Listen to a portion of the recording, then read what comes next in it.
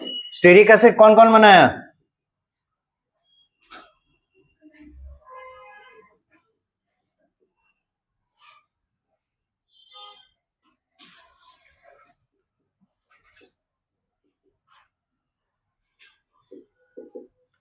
Try stearate oxidation और single stearic acid का oxidation बताए थे। ये 18 कार्बन का एसिड है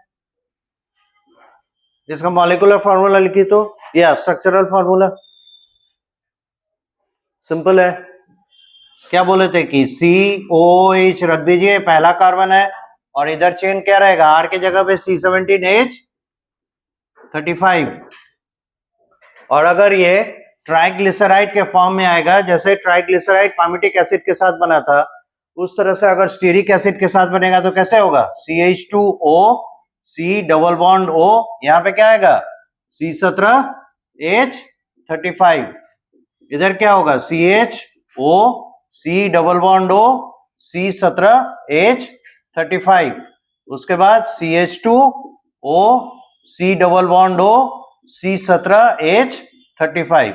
ये क्या हो गया, एक ट्राइग्लिसराइड, किसके द्वारा बना, स्टीरिक एसिड। और यही C15H31 रहता था तो किसके द्वारा बनता था, पामिटिक एसिड, है ना।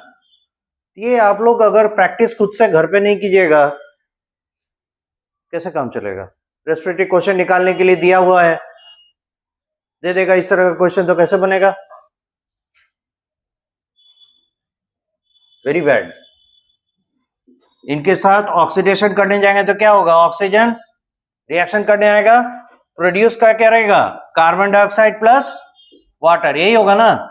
इसके साथ भी अगर this is the single one, अगर इस फैटी एसिड का ऑक्सीडेशन करने जाएंगे इसके साथ कौन रिएक्शन करेगा, ऑक्सीजन, और प्रोड्यूस करेगा क्या, कार्बन डाइऑक्साइड एंड वाटर। अब आपका ड्यूटी होगा, इक्वेशन लिख दिया गया, आप इस इक्वेशन को बैलेंस करेंगे और रेस्पिरेटरी क्वेश्चन खुद से निकालेंगे। इतना काम तो कर दिए, अब आगे आप करेंगे। इक्वेशन बैलेंस करना इज द चैलेंज, वो आप सही सही करेंगे। अब हम लोग वापस आते हैं ग्रोथ एंड डेवलपमेंट पे। लास्ट क्लास में हम लोग देखे थे कहां तक, जियोमेट्रिक ग्रोथ।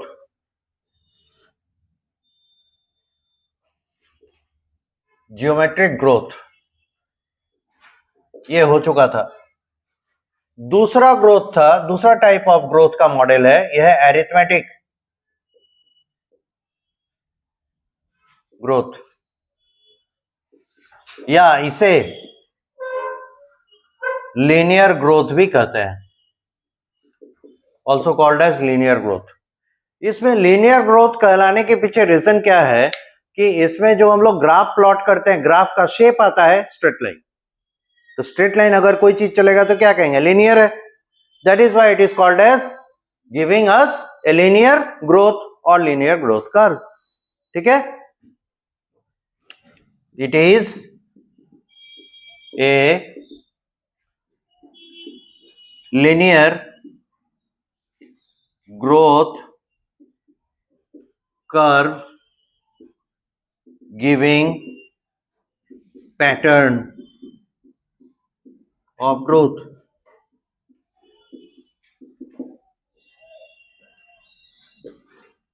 और अगर लीनियर ग्रोथ कर्व है तो अगर इसका ग्रोथ कर्व लेंगे तो इसके लिए अगर हम लोग इसका प्लॉटिंग करते हैं तो अगेन टाइम एक्सिस कहां पे खड़ा होगा, एक्स पे, और इधर जो भी ग्रोथ पैरामीटर है, ग्रोथ पैरामीटर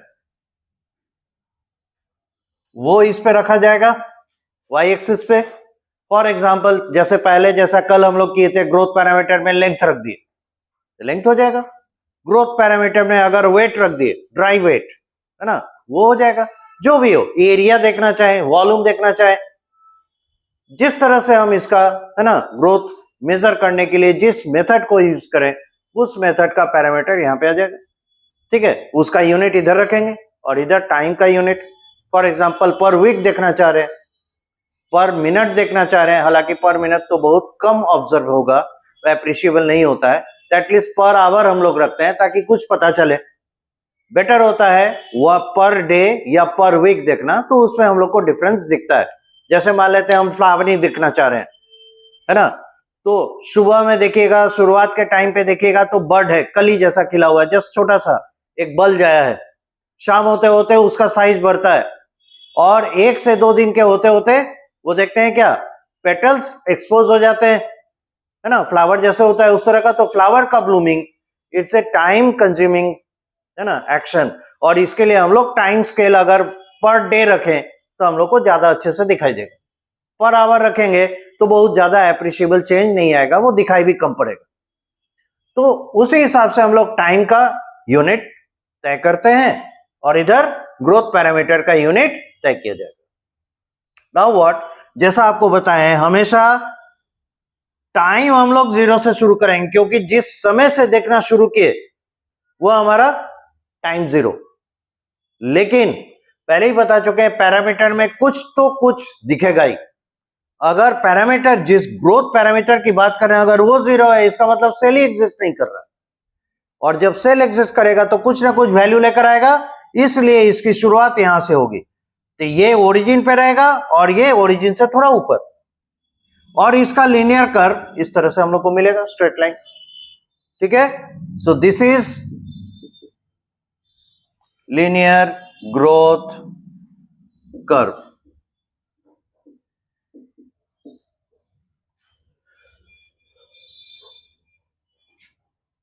अब इसका हम लोग अगर इक्वेशन डिराइव करना चाहें तो बहुत सिंपल है। For example, if we take the length of a stem of a plant as a growth parameter,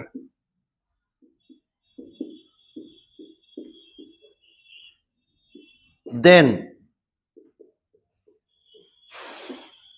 LT equal to L naught plus RT।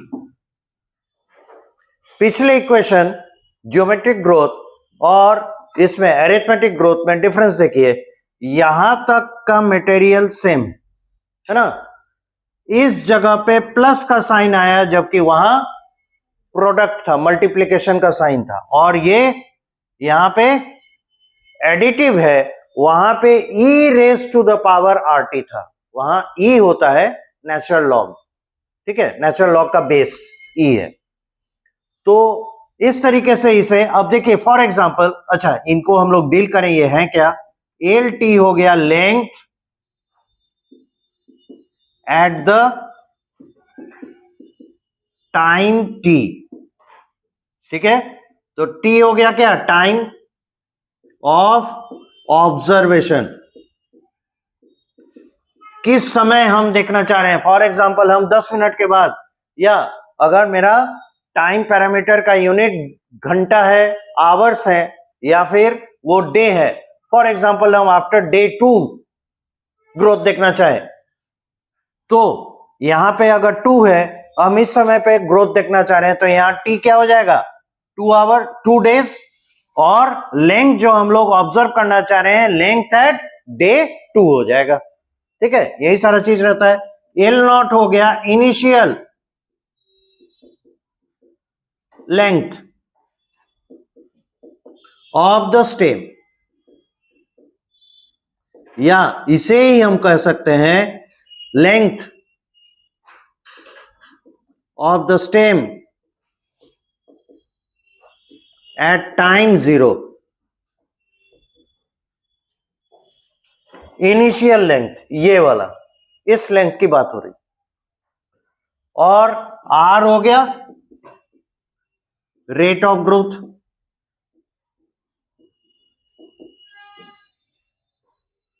तो रेट ऑफ ग्रोथ कैसे हम बताते हैं, इतना डिस्टेंस, इतना लेंथ, जो भी यूनिट है आपका, जिसको, जिस पैरामीटर को आप लेकर चल रहे हैं, फॉर एग्जांपल यहां पे हमारा लेंथ है, तो इतना लेंथ पर यूनिट टाइम। तो यूनिट ऑफ टाइम हम लोग डे रखें, तो पर डे ये 3 यूनिट बढ़ता है, फॉर एग्जांपल 3 मिलीमीटर बढ़ा या 3 सेंटीमीटर बढ़ा, विच एवर इज एप्लीकेबल।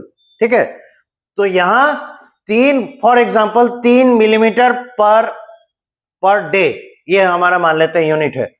तो रेट को अगर टाइम से मल्टीप्लाई कर दें तो कैसा आएगा, 3 मिलीमीटर पर यूनिट टाइम। और यहां हम लोग डे 2 में देखना चाह रहे हैं, 2 डे। तो ये यूनिट ऑफ टाइम हमारा क्या है, डे। तो ये डे और ये डे कट जाएगा, बचा क्या, 3 2 जा 6 मिलीमीटर। ये इसका वैल्यू आ गया। और एल नॉट मान लेते हैं, ऑलरेडी यहां 1 मिलीमीटर है, एल नॉट का वैल्यू हो गया 1 मिलीमीटर। तो अब एल टी निकल जाएगा, दोनों का एडिशन है, ये फिक्स्ड है, ये वेरी नहीं करेगा, वेरी करेगा कौन, ये। और इसमें भी आर है कांस्टेंट, वेरिएबल ओनली क्या रह गया, T. So the length is directly dependent on the T, time. ये टाइम डिपेंडेंट प्रोसेस है, that is why we are getting this kind of graph. समझ गए। तो एनालिसिस जितना आप करें उतनी सारी चीजें पता चलेंगी। हालांकि इसमें न्यूमेरिकल प्रॉब्लम्स नहीं पूछे जाते, बट ये क्या बताना चाह रहा है, इन चीजों को आपसे क्वेश्चन में डाल सकता है। जैसे एल क्या होगा, ये किस पे डिपेंड करेगा, कौन इसमें कांस्टेंट है, कौन वेरिएबल है, एटसेट्रा एटसेट्रा, इस एक्सप्रेशन में।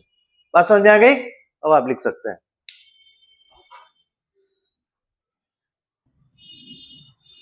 अब देखिए,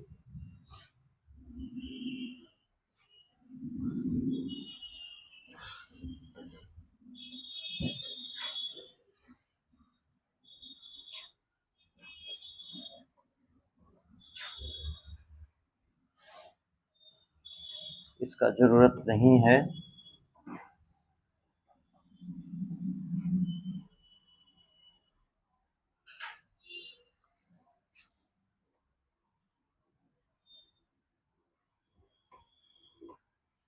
हम लोगों को इस इक्वेशन से थोड़ा भी मतलब है।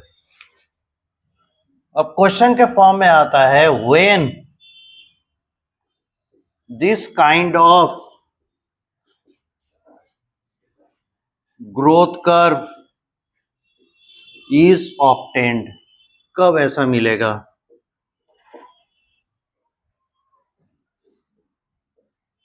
आंसर में हम लोग कहते हैं क्या, कि ये तब होगा जब मैच्योरिटी स्टेज में आ गया, यानी जो मेरिस्टेमेटिक सेल्स हैं डिवाइड तो कर रहे हैं, पर फ्रंट लाइन के आगे की तरफ के जो डॉटर सेल्स लाइन हैं वही मतलब डिवाइडिंग कैपेबल होंगे, पीछे के जो डॉटर सेल्स होंगे उनमें डिवाइडिंग कैपेसिटी नहीं होगी।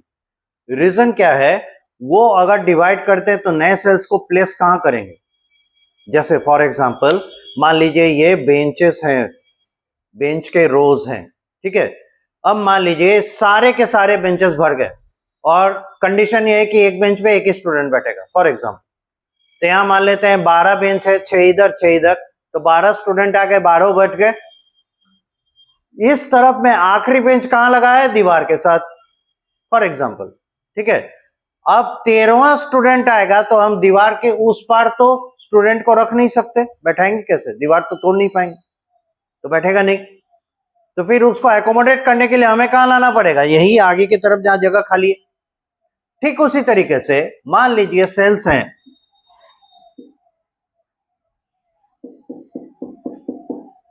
ये डिवाइड किया तो अब प्रत्येक सेल 2 सेल बन गया होगा ना, एक टाइम डिवीजन होगा, तो ये 2 डॉटर सेल दिया। और ये चीज तो हम लोग जानते ही हैं, जो सेल डिवाइड कर रहा है उसका खुद का एग्जिस्टेंस खत्म हो जाता है कि नहीं। जैसे देखिए माइटोसिस में पढ़े ना, ये सेल अगर डिवाइड किया, 2 डॉटर सेल्स दिया ना, अब बताइए तो इन दोनों में से ये वाला कौन है,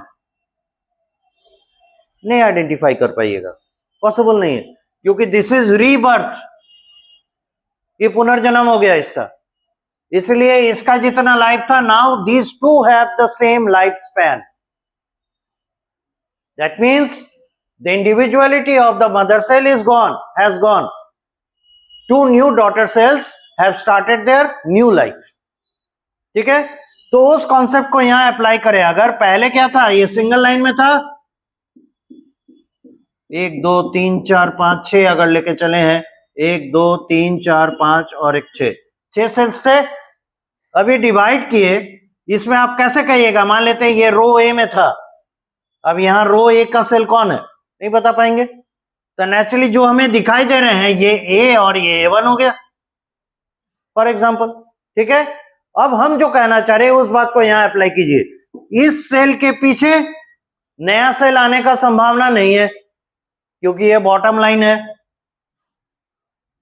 आगे इसके सिर पे ये सेल्स बैठे हुए हैं, स्पेस नहीं है।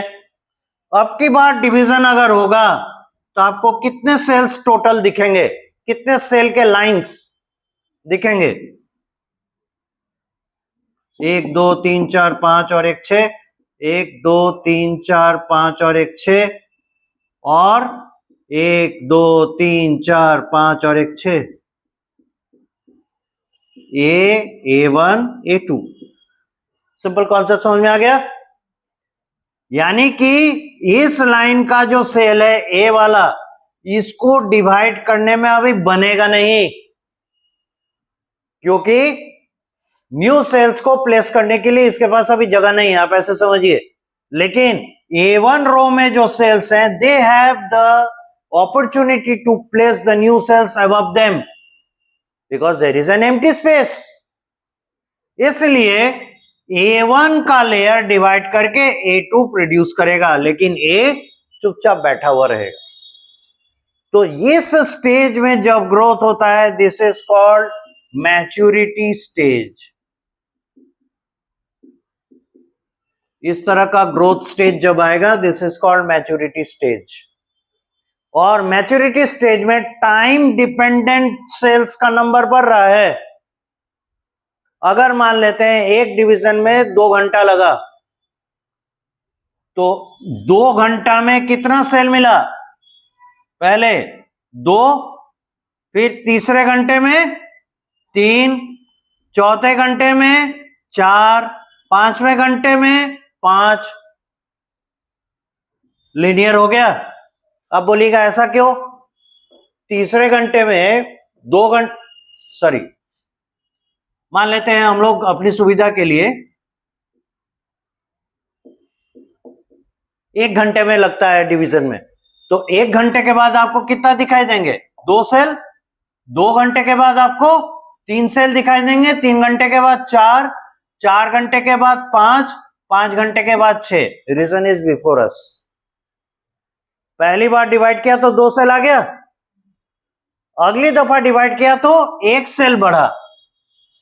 देखिए, इसलिए जिस रफ्तार से इसमें इंक्रीमेंट हो रहा है उसी रफ्तार से इसमें भी इंक्रीमेंट हो रहा है, लीनियर रिलेशनशिप आएगा। This is the reason why we are getting this kind of linear या स्ट्रेट लाइन कर्व। ठीक है, तो हम लोग कहते हैं when this kind of growth is obtained, आप लिख सकते हैं, लिखिए जरा, the growth is obtained, the growth is obtained in linear fashion, the growth is obtained in linear fashion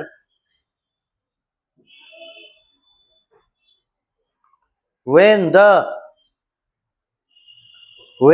maturity stage has come up, when the maturity stage has come up, mature कर गया।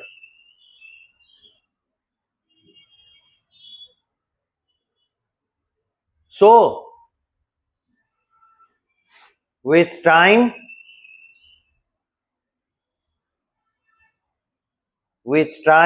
the number of daughter cells produced,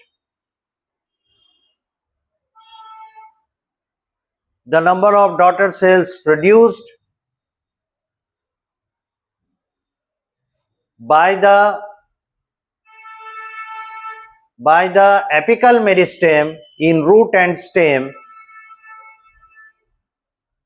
the number of daughter cells produced by the apical meristem in root and stem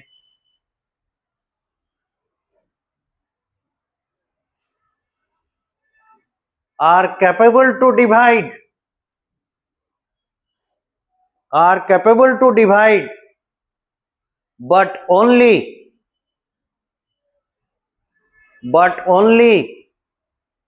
the front row cells,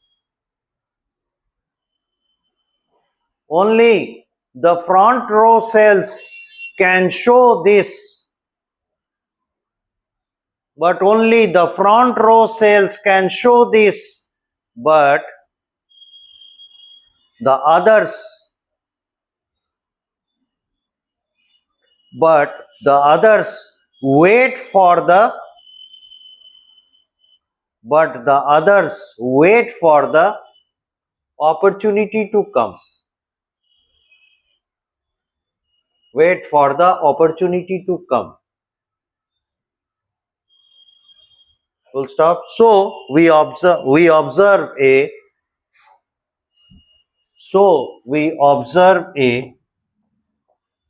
linear linear rise in the number of cells. Linear rise in the number of cells. तो ये reason है maturity stage में हम लोगों को इस तरह का ग्रोथ मिलता है. अब ये डायग्राम आप पुट ऑन कर सकते हैं और इसको तब तक बनाइए. दूसरा हम लोग देखते हैं.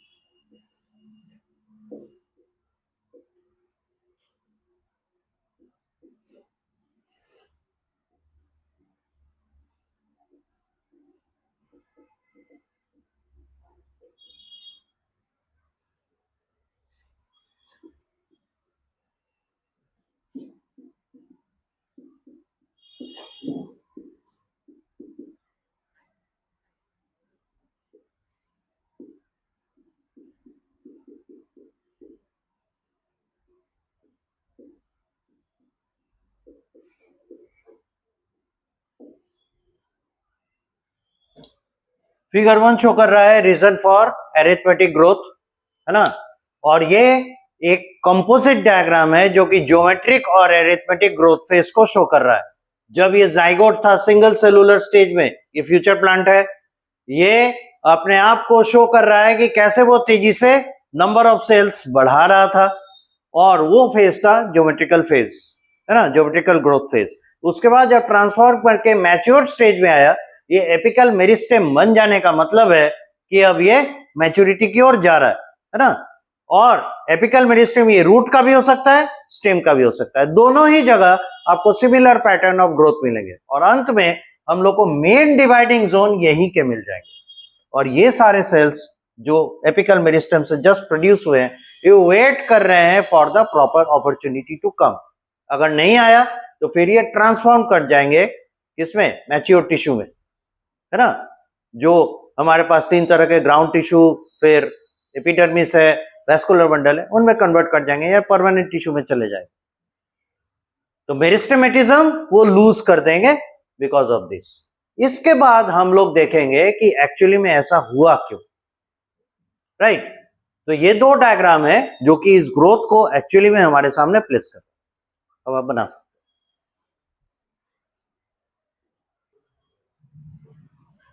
अब है कि ये मैच्योरिटी की तरफ जाता कैसे है, ये समझना हूं।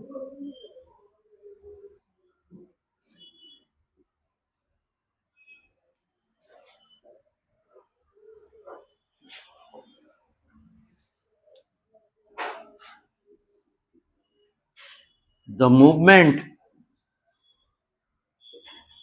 of plants from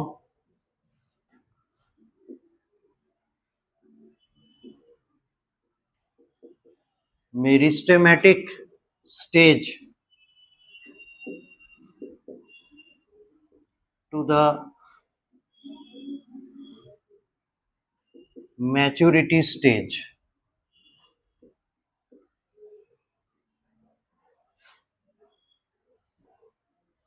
इसमें होता है क्या, पहले होगा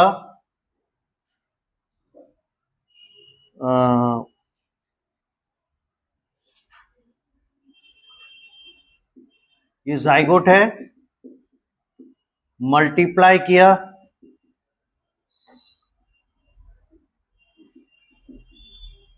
मल्टीप्लाई करता जा रहा है, अंत में बनाएगा क्लस्टर ऑफ सेल्स, और इसे कहते हैं callus.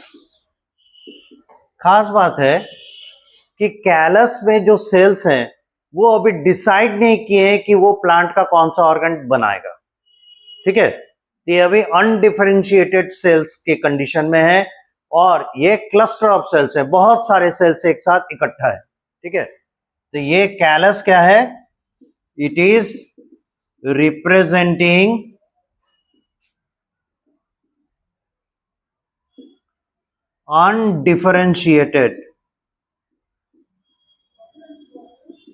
undifferentiated mass of cells, यानी they have not yet decided to form what tissue। ये स्टेज है इसका अनडिफरेंशिएटेड स्टेज, ठीक है। अब है क्या, याद कीजिए यहां पे जो हम लोग डायग्राम बनाए थे, पीछे के सेल्स को मौका नहीं मिल रहा है डिफरेंशिएट करने, मतलब डिवाइड करने का। ये रीजन के सेल्स जो हैं इन्हें अभी मौका नहीं मिल रहा है डिवाइड करने का, ये वेट कर रहे हैं। कब तक वेट करेगा, कुछ एक स्टेज होगा, उसके बाद लंबे समय तक उस स्टेज में रहने के बाद फिर वो डिसाइड करता है कि अब हम यहाँ के पर्टिकुलर ऑर्गन्स की ओर चले, है ना, या दूसरे टिश्यूज में कन्वर्ट कर जाए। तो वो टाइम होता है उनका फॉर्म करने का, क्या कहते हैं, ये तो मेरिस्टेमेटिक हो गए, परमानेंट टिश्यूज फॉर्म करते हैं. नाउ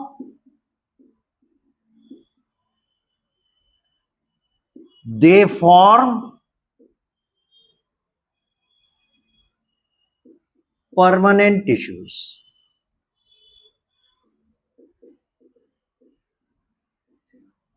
और टिश्यू पढ़ते समय हम लोग देखें जैसे ही परमानेंट टिश्यूज में कन्वर्ट करते हैं, डिवाइडिंग कैपेसिटी गॉन, क्योंकि वो एक पर्टिकुलर फंक्शन को पूरा करने के लिए डेडिकेटेड हो जाते हैं.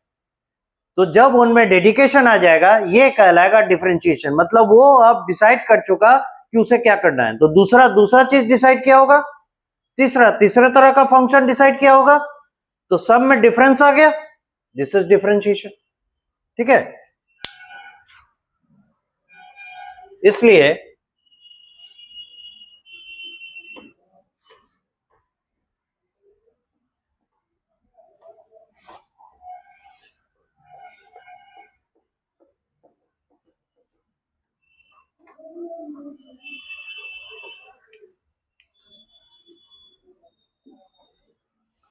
so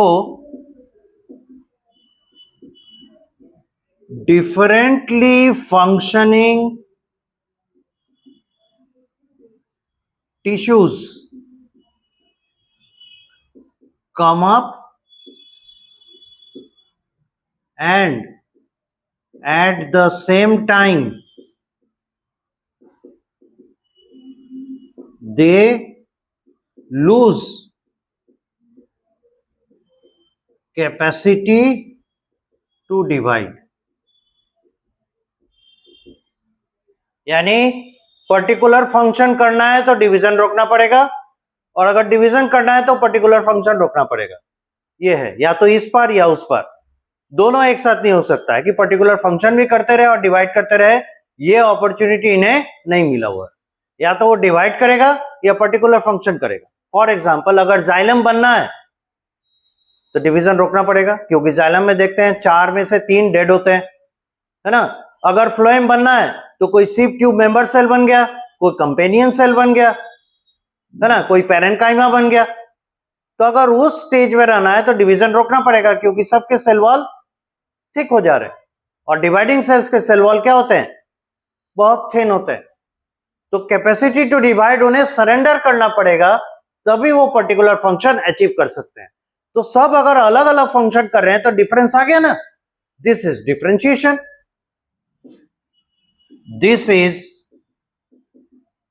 differentiation.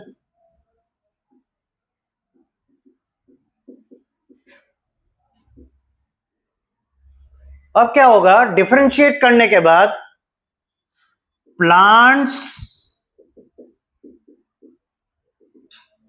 Primary growth is achieved. Plant का प्राइमरी ग्रोथ पूरा हो जाता है. ठीक है, अब क्या है, उसके सामने अलग समस्या आएंगी. उसको कंपटीशन होगा न्यूट्रिएंट्स के लिए, उसको कंपटीशन होगा सनलाइट के लिए. तो इन सारे चीजों को एक्वायर करने के लिए उसको साइज बढ़ाना पड़ेगा, लंबाई बढ़ानी पड़ेगी. सनलाइट चाहिए तो. अब अगर सनलाइट के लिए लंबाई बढ़ाने जाएगा तो उसका स्टेम का थिकनेस और रूट का जो एक्सपेंशन है, that is not sufficient to support that buildup. बड़ा स्ट्रक्चर बनने जा रहा है, उसके लिए उसका स्टेम का थिकनेस, स्टेम की मोटाई और रूट का जो एक्सपेंशन है वो सफिशिएंट नहीं है. अगर वो इस स्टेज में अपने आप को डेवलप करता चला गया, गिर जाएगा, क्योंकि बॉडी सपोर्ट नहीं करेगा. तो क्या करना होगा, एप्रोप्रिएट चेंजेस रूट और स्टेम में लाने होंगे, तभी ना लेंथ खिंच सकता है. तो ये स्टेज ऑफ ग्रोथ कहलाएगा सेकेंडरी ग्रोथ. ठीक है, इसको आप नंबर 1 कर दें. Number 2,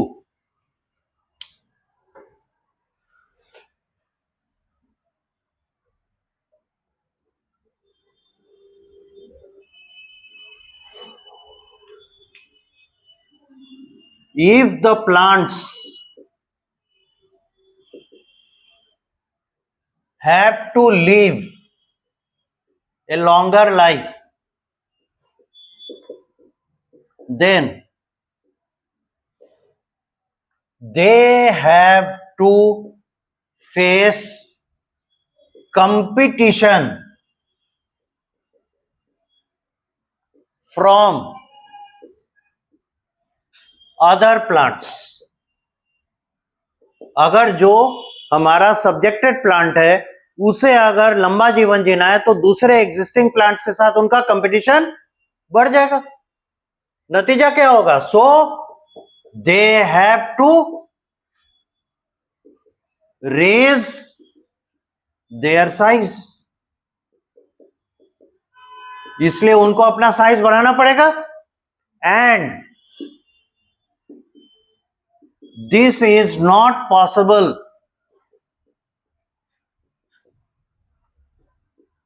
bye the primary growth to support high buildup of the plant body. नतीजा क्या हो रहा है? उसको रिक्वायरमेंट है अपने कंपिटिटर्स से अपने आप को, है ना, ऊपर लाने के लिए, कंपटीशन से उभरने के लिए, लेकिन उसका प्राइमरी ग्रोथ इसको सपोर्ट नहीं कर रहा. तो उसको क्या करना पड़ेगा? फिर उसे तब सेकेंडरी ग्रोथ की ओर जाना है. Hence they have to move towards secondary growth produced by the lateral meristem. पढ़ाए थे ना? सेकेंडरी ग्रोथ प्रोड्यूस करेगा कौन? Lateral meristem. और लैटरल मेरिस्टेम के टाइप्स बता दीजिए तो.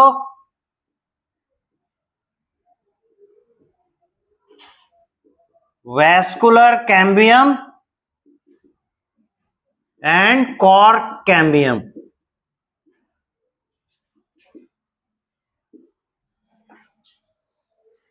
ये दो लैटरल मेरिस्टेम है. वैस्कुलर बंडल को बनाएगा वैस्कुलर कैम्बियम और कॉर्टेक्स को बनाएगा कौन?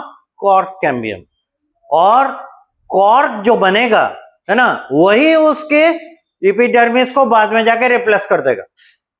इस तरीके से क्या होगा कि उसका मतलब बिल्डअप, उसका जो गर्थ है, मोटाई, वो बढ़ने लगेगा. This is shown by the gymnosperms and dicot angiosperms. एक क्वेश्चन बार बार आता है, why secondary growth is not possible in monocots? क्योंकि कैम्बियम एब्सेंट है, तो इसलिए उसमें सेकेंडरी ग्रोथ नहीं हो पाएगा. तो इसीलिए यहां लिखा गया है. स्पेशली देखिए, जो सेकेंडरी ग्रोथ पैटर्न दिखता है वो हम लोगों को किस में दिखेगा? जिम्नोस्पर्म और एंजियोस्पर्म के डाइकॉट्स में. पर मोनोकॉट सेकेंडरी ग्रोथ नहीं कर पाते, इसलिए उनका लाइफ स्पैन भी मोस्ट ऑफ द टाइम छोटा होता है. They are mostly, that is why, seasonal. ठीक है, अब यहां तक नोट कीजिए. अब देखिए, इसको मिटा दें, इसका जरूरत नहीं. हम लोग आएंगे सीरियल नंबर 3.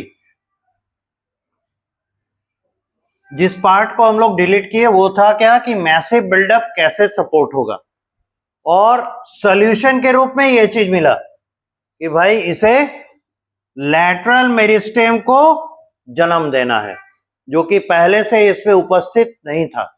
और तभी तो इसे सेकेंडरी मेरिस्टेम कहते हैं, है ना. मेरिस्टेमेटिक टिश्यूज को जब हम लोग डिवाइड करते हैं तो कितने हिस्सों में करते हैं? 2.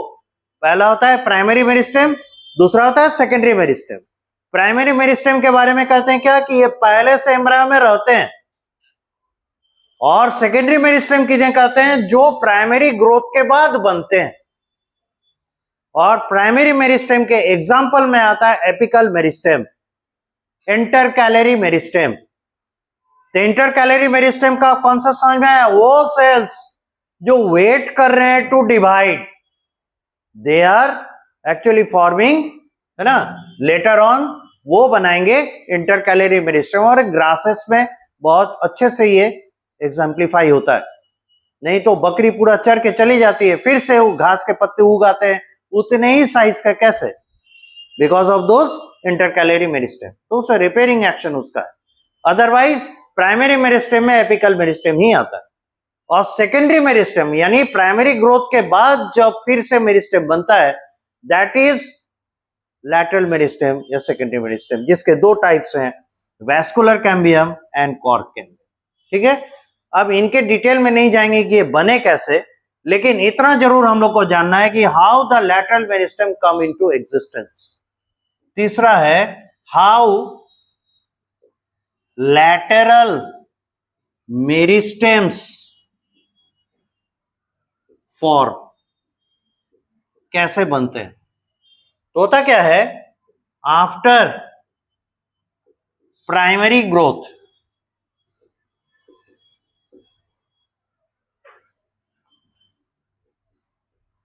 cells of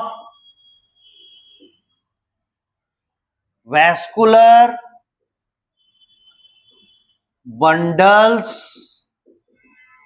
in between ground tissue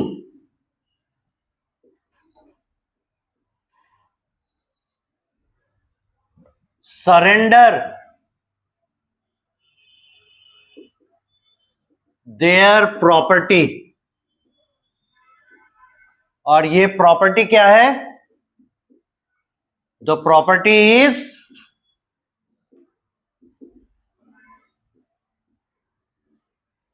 formation of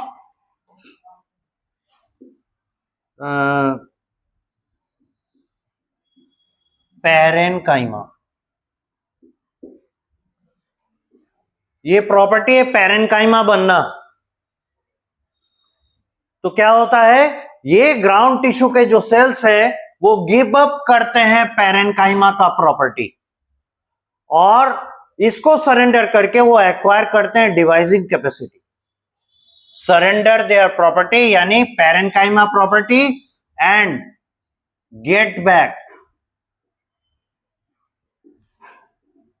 dividing capacity.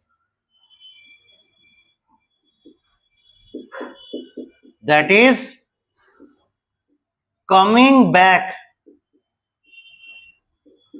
to meristematic stage again, क्योंकि डिवाइड करने के लिए तो मेरिस्टेमेटिक टिश्यू बनना पड़ेगा, और वो पैरेनकाइमा बन गए हैं तो वो तो स्टोरेज और फोटोसिंथेसिस यही उसका फंक्शन हो जाता है। उस फंक्शन को सरेंडर करके फिर से ये कम बैक करते हैं, डिवाइडिंग कैपेसिटी लेके आते हैं और मेरिस्टेमेटिक स्टेज में आते हैं। ये कहां का था? वैस्कुलर बंडल में। अब देखिए, तो ये वैस्कुलर बंडल में अगर ये चेंजेस लाएगा और ये मेरिस्टेम बना रहा है, तो ये प्रोड्यूस करेगा क्या? प्रोड्यूसिंग वैस्कुलर कैम्बियम, जो कि लैटरल मेरिस्टेम है, प्रोड्यूसेस वैस्कुलर बंडल। ये प्रोड्यूस करेगा वैस्कुलर बंडल। ठीक है, अब है इसका जो कॉर्टेक्स वाला रीजन है उसको तैयार करना होगा। Cells of cortex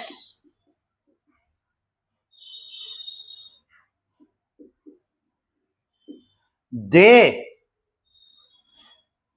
come back to dividing stage surrendering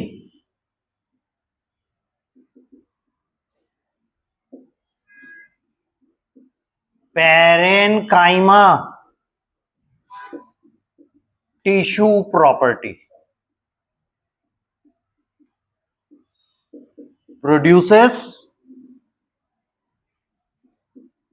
cork cambium, a lateral meristem producing cortex, secondary cortex inside and cork outside.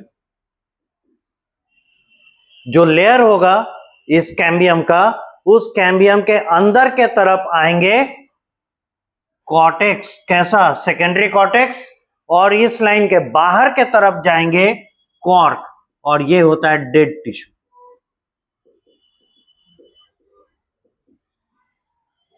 इस तरीके से प्लांट का ग्रोथ अचीव होगा. तो यहां पे जो ब्लॉक बना हुआ था, ये चीज कैसे होगा? This is how. यहां देखिए, दो काम साइमल्टेनियसली होगा, मतलब एक के बाद एक. ये जो सरेंडर करेगा, surrender their property and get back dividing capacity, इस हिस्से को कहा जाता है डी डिफरेंशिएशन. इस कंडीशन, इस प्रॉपर्टी को कहा जाता है डी डिफरेंशिएशन. और फिर ये जो प्रोड्यूस करेगा वैस्कुलर बंडल, तो वैस्कुलर बंडल कैसे प्रोड्यूस हुआ? जो डिवाइडिंग सेल्स थे वो उसने फिर से अपनी प्रॉपर्टी डिवाइडिंग वाली सरेंडर कर दी, और वो फिर से वैस्कुलर बंडल के टिश्यूज यानी जाइलम और फ्लोएम बन गए. तो जाइलम अलग टाइप का, फ्लोएम अलग टाइप का, डिफरेंस आया. This is differentiation. यहां होगा फिर से डिफरेंशिएशन.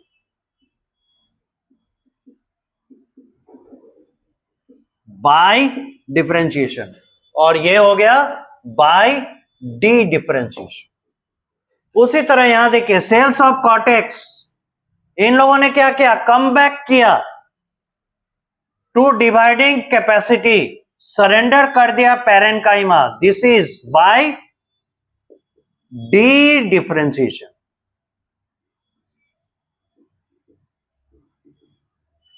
और इसने प्रोड्यूस किया सेकेंडरी कॉर्टेक्स, है ना? ये प्रोड्यूस किया सेकेंडरी कॉर्टेक्स और कॉर्क. ये किया कैसे? By differentiation. यहां तक लिखिए.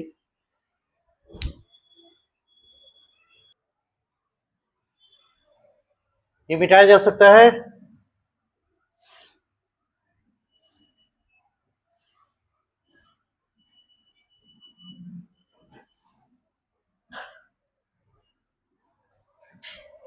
इसीलिए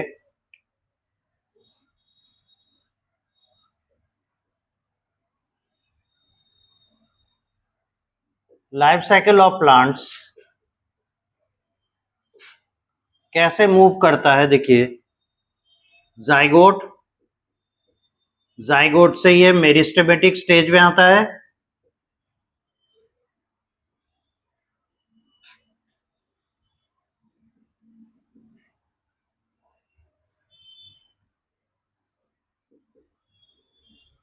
उसके बाद क्या होता है?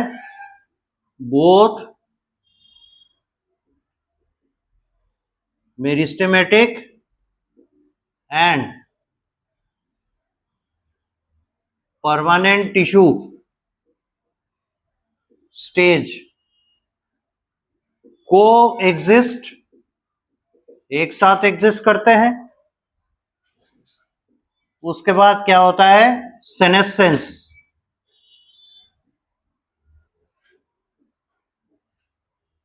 और फिर होता है डेथ. सेनेसेंस हो गया,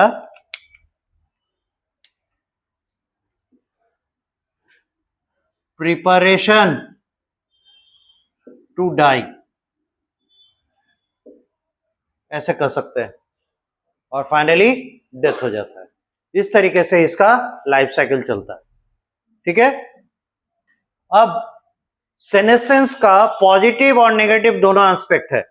पॉजिटिव एस्पेक्ट है क्या कि ये नए सेल्स के लिए जगह बनाता है, पुराने और ओल्डर सेल्स को रिमूव करता है, उनको स्लॉटर कर देता है। फॉर एग्जाम्पल जो लीव्स है ना, धूप में रहते रहते रहते रहते अपने क्लोरोफिल को डिस्ट्रॉय कर लिए, now they are burden, they are liability, क्योंकि वो फूड बना नहीं रहा है, और जो स्टोर्ड फूड होगा, जिंदा है तो उसको फूड सप्लाई तो चाहिए, तो बना हुआ फूड ये कंज्यूम कर रहा है, जबकि इसे कंट्रीब्यूट करना था, तो लायबिलिटी बन गया। इसलिए क्या होगा, उसे काट कर जब अलग कर देगा तो क्या होगा, प्लांट का वेस्टेज कम होगा, प्लांट का लाइफ बढ़ेगा। This is also senescence.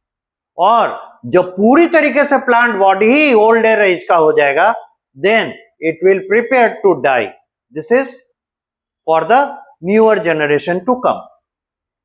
तो सेनेसेंस हमेशा पॉजिटिव टर्म में यूज होता है, पर अल्टीमेटली इसका इफेक्ट क्या आ रहा है, डेथ, है ना, मर जाते हैं। तो ये जाइगोटिक स्टेज से डेथ स्टेज तक जाएगा कैसे, ये देखिए, यहां जो मेरिस्टेमेटिक स्टेज में आया, इसको हम लोग कहते हैं प्लाज्मेटिक स्टेज। तेजी से इसका साइटोप्लाज्म बढ़ रहा है, नंबर ऑफ सेल्स बढ़ रहे हैं, तो सेल्स का साइटोप्लाज्म भी तो बढ़ रहा है ना। उसके बाद ये स्टेज, ये हो गया मैच्योरिटी स्टेज, ये हो गया मैच्योरिटी स्टेज। और मैच्योरिटी स्टेज में इसका मेरिस्टेमेटिक टिश्यू और परमानेंट टिश्यू दोनों को एग्जिस्ट करने लगते हैं, दोनों एक साथ रहते हैं। ये हो गया मैच्योरिटी स्टेज। इस तरीके से किसी भी प्लांट का लाइफ साइकिल कैरी ऑन होता है। और अगर सेकेंडरी ग्रोथ करना है तो फिर यहां पे डिफरेंशिएशन, फिर D differentiation and re differentiation करना हो।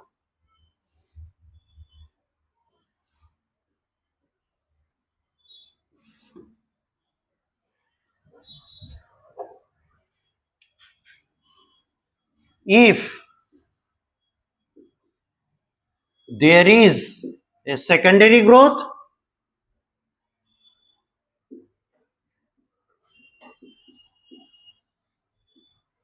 then इसका मैकेनिज्म कैसे चलेगा, जाइगोट, जाइगोट से आएगा meristematic stage,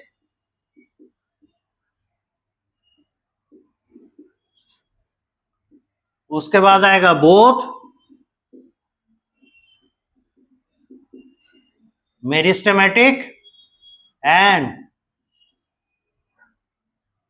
permanent tissue coexist. उसके बाद बनेगा लैटरल मेरिस्टेम,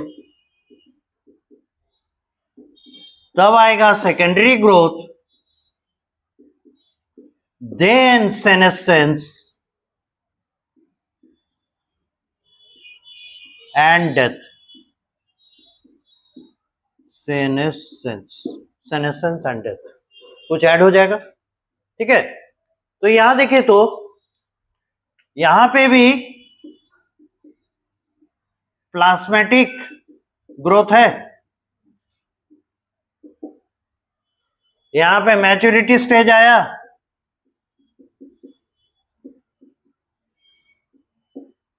उसके बाद लैटरल मेरिस्टेम का डेवलपमेंट कैसे होगा, बाय डी डिफरेंशिएशन, और फिर सेकेंडरी ग्रोथ देगा बाय री डिफरेंशिएशन, और फिर सेनेसेंस एंड डेथ। और ये मेरिस्टेमेटिक स्टेज से मेरिस्टेम और परमानेंट टिश्यू दोनों जो बना रहा है, इसे हम लोग जो मैच्योरिटी स्टेज कर रहे हैं, है ना, यहां तक आया कैसे, बाय डिफरेंशिएशन।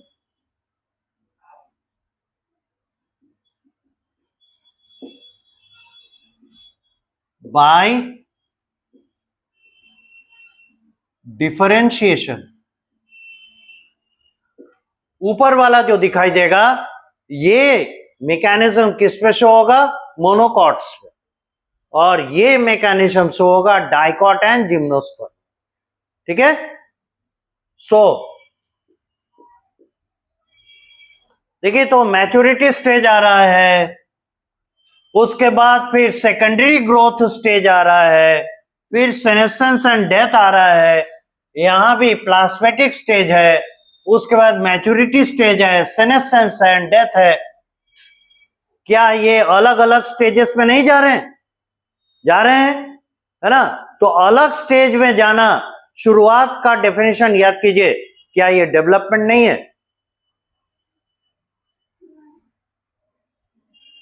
डेवलपमेंट है। So there is a development in the plants।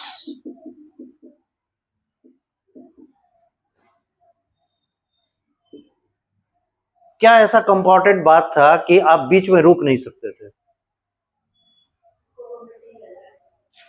तो फ्रेश होकर आइए, ये तो एक्सक्यूज लेना चाहिए ना। हेल्थ ठीक नहीं रखिएगा तो कैसे काम चलेगा? So there is a development in the plants, है ना। प्लांट में डेवलपमेंट हो रहा है, और इस डेवलपमेंट के लिए हम लोग टर्म क्या देखे हैं? डेवलपमेंट होता है एक स्टेज से दूसरे स्टेज में चले जाना। जैसा जाइगोटिक स्टेज था, ये रहा, मल्टीसेलुलर स्टेज आ गया, अभी वो वापस जाइगोट में नहीं जा सकता, स्टेज बदल गया। यहां मैच्योरिटी स्टेज आया, फिर यहां से सेनेसेंस में चला गया, फिर डेथ की ओर गया। उसी तरह से यहां देखिए, बीच में ये मैच्योरिटी स्टेज में लाने के बाद फिर से डी डिफरेंशिएशन, रीडिफरेंशिएशन किया। ये सारा चीज मैच्योरिटी के अंतर्गत ही आ रहा है ना। ये सब मैच्योरिटी स्टेज है ना। फाइनली सेनेसेंस एंड डेथ होगा, तो स्टेजेस में आ रहे हैं। तो डेवलपमेंट को हम लोग समअप करें तो कैसे करेंगे? ये है ग्रोथ प्लस मैच्योरिटी। हम लोग डेवलपमेंट को समअप कर सकते हैं ग्रोथ प्लस मैच्योरिटी करके। पहले ग्रोथ होगा, साइज बढ़ेगा, सेल का नंबर बढ़ेगा, एटसेट्रा एटसेट्रा, ऑर्गेन का डेवलपमेंट होगा, उसके बाद मैच्योरिटी आएगा, और फिर डेथ होगा। तो ये डेवलपमेंट है इसका। ठीक है, यहां तक पूरा कीजिए।